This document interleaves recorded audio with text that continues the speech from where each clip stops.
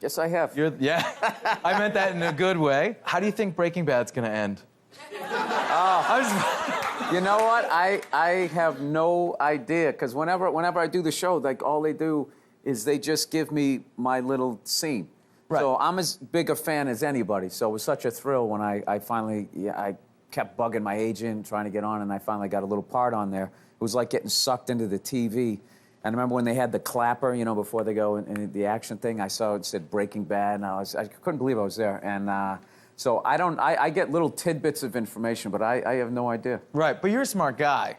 So, Oh, he's pandering now, isn't he? I know, you like that? But Yeah. you're brilliant. You're a genius. Is there any clues while you're on set? Does Aaron Paul go home early any days? That's what I'm asking. You know, when they're shooting the last episode, you know? Did you hear a director go, all right, we're stabbing Skylar now? Like, did you? No, they keep it really, really under wraps. I know what you know. That's Really? Yeah. I don't even I wouldn't want to know either. Yeah. People are saying you're the next Louis C.K., not in a stylized sense, but in like I'm a balding redhead. Yeah. Other than that, Ron Howard, Louis C.K., Yeah. Bill Burr. Yeah, you got to watch out for us balding redheads. We're coming on. I think that's pretty much where the comparison ends, as far as I'm concerned, because I am a huge fan of Louis, and when I learned from him. Like, that guy he's the generation or so in front of me. He's also doing like one of the greatest shows on TV, writing, directing, acting in it, and all that. So Yeah. he's put me to shame. That's what Really, I'm saying. you're on one of the greatest shows on TV right now. I do stand up in strip malls. That's what I do. That's what I do. And occasionally I get some acting work, which is cool. A lot of people know about that famous, that when you took it out on Philly, because they were a bad crowd. Oh, yeah. Your famous rant, Yep. which you've since said you like Philadelphia, and that wasn't the issue. You were just giving... People in Philly don't even remember. Basically, if you haven't seen it, I was doing a show for the Opie and Anthony radio program, and they had this show called The Traveling Virus, and we were doing these like 10,000 seaters, and we went to Philly, and they're notorious for booing people, and they booed the first guy off stage, and I went on like 3 hours after that. So by the time I got up there, it was a complete shit show. And I don't know, they started booing, and I snapped and decided I wasn't going to leave, and I just attacked everything that they loved. And well. Yeah. And you know what? They're so twisted, they actually, they enjoyed it, and then when I came back to Philly, they do it so much, they don't even remember. They were like, oh, yeah. You know, I mean, I've seen them boo. I saw them boo, what was that, Destiny's Child? I saw them boo. For what? Because it was a bad management move. They sang at the NBA Finals. The 76ers were playing the Lakers. So I still remember it. They all came out, and they were wearing these sexy glitter, like, NBA outfits. And one had a glitter NBA one, another had a glitter Philadelphia 76er one, and then the other one had a glitter Los Angeles Lakers one, for some stupid reason. Oh. So it was clearly, they were like, we don't have a dog in the fight, we don't care. We're whoring ourselves out for the NBA. So they start singing the song, and this comic, Keith Robinson, who's from Philly, calls me up. He's like, you watching this? Because we knew it was coming. And I just remember they ended the song, however it ends, you know, and bootylicious, it ends. And then they just go, and the whole crowd just goes, boo! And for half a second, you saw, who's the Jay-Z's wife there? She just, Beyonce. Yeah, she just goes, like that, and they immediately went to commercial. And I remember watching it, I was like, yeah, I've been there. Yeah. No, I was mad that they cut to commercial, because I wanted to see if she did what I did. Like, you know what? You are sort of crazy. You're the only small gun advocate I know. You're like everyone's like, no one, you shouldn't have guns. Some people are like, everybody needs a gun. You're like, get a small gun. Yeah. Only if the apocalypse happens. No, you get like a 22. It's perfect. Yeah. Which I think you feel like the day the power goes out, you're gonna have to shoot all your neighbors. Yeah. But I feel like you're under. I don't want to like die hiding in the cabinets in my kitchen. You know what I mean? I would like to take somebody with me. I'm not saying that I'm gonna go hunt somebody down, right? But like, you know, and you guys might look at this like this is some crazy gun nut American, you know, but I'm on to you guys where there's something going on up here. I don't know what it is, but like, you know, you lose a hockey game and you like burn down your city, like a riot. it seems so trivial, but that's like, yeah, they always, what is that thing where they say a riot is an expression of, I'm too stupid to remember how I don't know. I know this. I know you're not nearly as happy as Michael Moore tried to make you out in that movie. Like, no. Everybody's up here, you know, just having a good time and leaving their doors unlocked. Nobody ever gets smashed over the head with a bottle. It was such... Oh, no. It just drove me nuts. You guys play enough hockey up here, you get that violent tendency out. Oh, yeah. They make us try to play hockey. Yeah. And then based on this... I'm a huge fan of hockey. I love it. And I love that people don't get it down in the States. I love it. I love it. Why do they let them fight? I can't see the puck. It's like music to my ears. It's like, good, yeah, get out of here. Let's just get out of here. Let me watch it in peace. Do you remember when they lit up the puck for a few years on Fox TV? News, yeah. That was you guys. Do you know? No, but the NHL... Well, no, wait a minute. Time out. The NHL is you guys too. So all the owners had to agree with that. And you all had to be like, we gotta like expand this thing. We thought we'd funnel money into Canada and keep it here, but you guys took it over, like you tend to do. But well, I'm not gonna apologize for that. No, you're big on the, yeah. I mean, that's just business, dude. You're acting like we came and knocked you on the head. You know what we're about. Wait a minute. Oh, yeah. Wait a second. Fellow white person, not native to this country. How did you guys get this up here? Did the Native Americans go, oh, well, we like these white guys. You can have all that land. Jesus Christ. No, I get it. Your shit smells like maple syrup up here. Is that what you're telling me? All right. Yeah. I'll go with it. We'll be back with more with Bill Burr. Yeah. The teams are coming back. Yeah, oh yeah. Up next, more with Bill Burr, who raves about his love for fantasy hockey teams. I don't ever want to be that guy in the bar where the other team scores. And everybody's like, and you're like, oh, but he's on my fantasy team.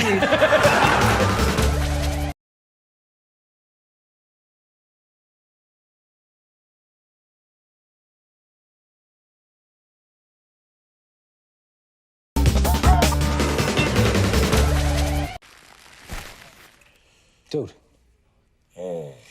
What are you doing? Huel. Hey, quit screwing around. We are here to do a job, not channel Scrooge McDuck. You hearing me? I hear you. Dude.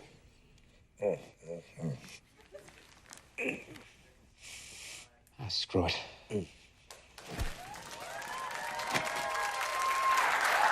How great is that? How great was that? That was fun. That scene was a lot of fun to do, and you know, everything on that show is so top shelf, and we were getting a lot of laughs off camera when we were doing it. They were trying to do, when we were laying on the money, they said that they wanted to kind of be almost doing like a homage to like pillow talk after sex, except but it was more like your love of money, and so just the two of us laying there. Yeah, it was great. Yeah, because did they let you go? I didn't get Scrooge McDuck. I didn't get it. That sounds like a you reference. No, that was theirs, you? and I was sitting there going, Scrooge McDuck, I don't get that. And then, so I just delivered it like I understood it, and then I did that a lot on that show. Like when I had to talk about like chemicals, like benzene, nitrobenzene, I just would stress it like nitrobenzene, like I didn't have any idea what it was. But it worked because I was playing a guy conning people, so it was kind of funny that in real life and in the character, I had no idea what I was talking about. But anyways, the Scrooge McDuck line, like the next day on Twitter, I got like all these emails. Scrooge McDuck, did you come up with that? LOL, that was hilarious. I was like, ugh, I must have. It sounds like a you. It sounds like you. Fooled them again. I was too afraid to say it on set, too, that I don't get it, because I was like, they're not going to bring me back. They're going to think I'm stupid. Okay, yeah, Scrooge McDuck, that's a good line. Okay. So we want you to sound off on some people quickly. What's your opinion on Miley Cyrus? I don't really know who she is. That's good enough for me. No, I don't mean that in a mean way. I think, but I obviously saw like her with the pigtails and sticking her tongue out. I didn't think the dance she did was any more sexual than anything else that I saw throughout the years on that thing. I think what creeped people out was she was a child star, right? Yeah. And all of a sudden now you see her grown up, and it's just undeniable at this point that someone's banged her. And I think that really kind of messed with people. Like, she knew how to move, She's a woman now, and you know what? You guys need to get over it, all right? It's her body. I don't know. Like, back in the day, if you thought somebody sucked, you know, you just told your friends. You weren't able to, like, contact them and try to weird them out while they're eating toast, you know? Yeah. You know? So, no, that was like right when I thought I had built up a tough enough skin on stage. That was a new tough skin that you had to develop, was when, you know, MySpace and all those things came out, and you were like, oh, this is a great way to connect with fans, thinking it was going to be all, all nice stuff, and then the first time it happens to you, you're just not ready. You get like 25 great things, and then that one awful one, and you're just like, ugh, because there's always a little bit of truth in it. Yeah. With your big stupid head. You know how many times you say you know, you're like, I know, I keep saying you know, I suck. And it just starts messing with you. But then you start thinking about that person. Like, well, I bet they do something, you know? They probably do something bad. Maybe they suck at driving or something. They have things to work on. When you see someone who hates you ever go to their Twitter feed and they just hated everything they did that day? They're like, Bill Burr, no, but I will attack him. I had one guy, he said, when are you coming to Dallas, you fucking ginger? And then I clicked on his picture and he was overweight. So I just wrote back, I was there in April, you tub of shit. And he didn't write me back, and I felt good. I felt good knowing that I hurt him. Like, I'm really anti that whole somebody gets offended by a joke and then you go and apologize. Because the second you apologize, then you make that person right, like you meant it maliciously. If you're being malicious, apologize. But if you're not being malicious, you should not apologize on you know. And I find that people who get offended in crowds are very selfish. They're selfish. They'll sit there for 40 minutes and everything's funny. And then it comes to their neck of the woods, then all of a sudden you're making statements. You're not making jokes anymore. Right. Right? Oh, yeah. Like, you know who gets offended by fat jokes? Fat people.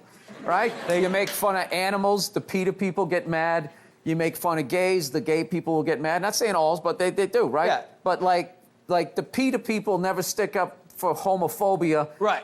You know, the Asian group doesn't come at you when you're whatever, making fun of fatties, you know? Yeah. So, I mean, and I'm sitting here, they have like Kick a Ginger Day. People are telling us we're dying out. I mean, who's sticking up for me? So, you know, go f*** yourselves. All right, fantasy hockey draft. Who do I pick first? I don't play fantasy. I'll if you want to play pickup hockey, I'll do that. But I don't ever want to be that guy in the bar where the other team scores. And everybody's like, and you're like, oh, but he's on my fantasy team. I have this team. In my biggest fantasies, this would be the team.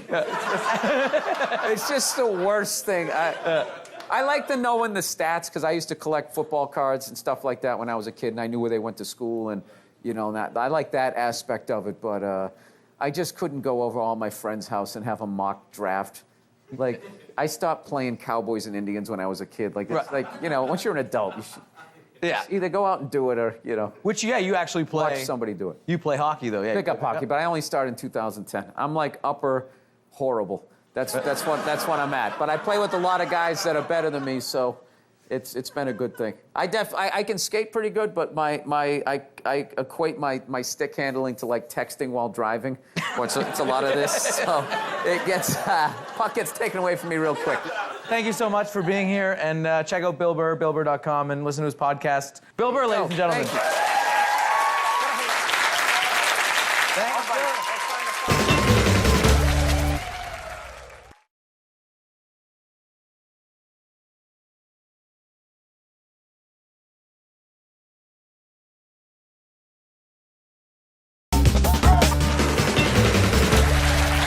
Welcome back to Comedy at JFL 42. The festival is moving along so fast, and one of the best of the new generations of comedians, John Mulaney, is in town. He'll be joining us on Thursday's show.